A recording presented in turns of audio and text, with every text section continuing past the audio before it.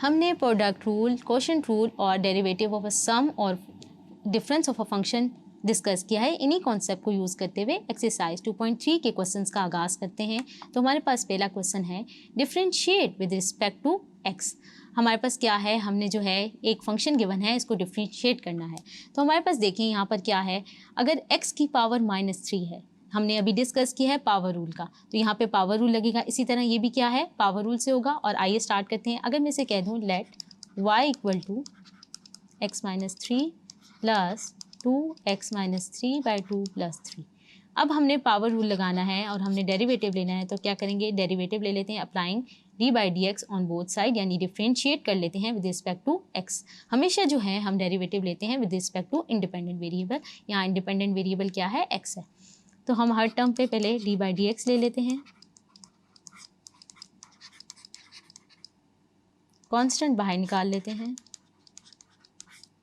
Plus d/dx। अब हम power rule का यूज़ करते हुए इसको फाइंड करते हैं। पावर रूल क्या कहता है, bring the power to the base. -3 आ गया, फिर क्या करेंगे, -3 लिखेंगे, फिर हम क्या करेंगे, एक सब्ट्रैक्ट कर देते हैं, -1 सब्ट्रैक्ट कर देते हैं पावर में से।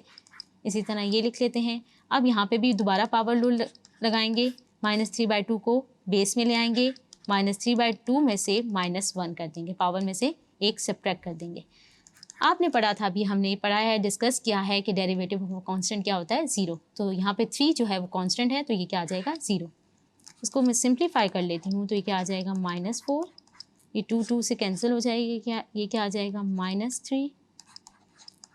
इसको सॉल्व कर लें तो ये क्या आ जाएगा, -3 - 5/2। इसको अगर मैं पॉजिटिव पावर्स में लिख लूँ तो मेरे पास रिजल्ट क्या आ जाएगा। तो हमने क्या किया, डेरिवेटिव फाइंड कर लिया by using power rule. Hope so आपको ये क्वेश्चन समझ आया होगा। Thank you.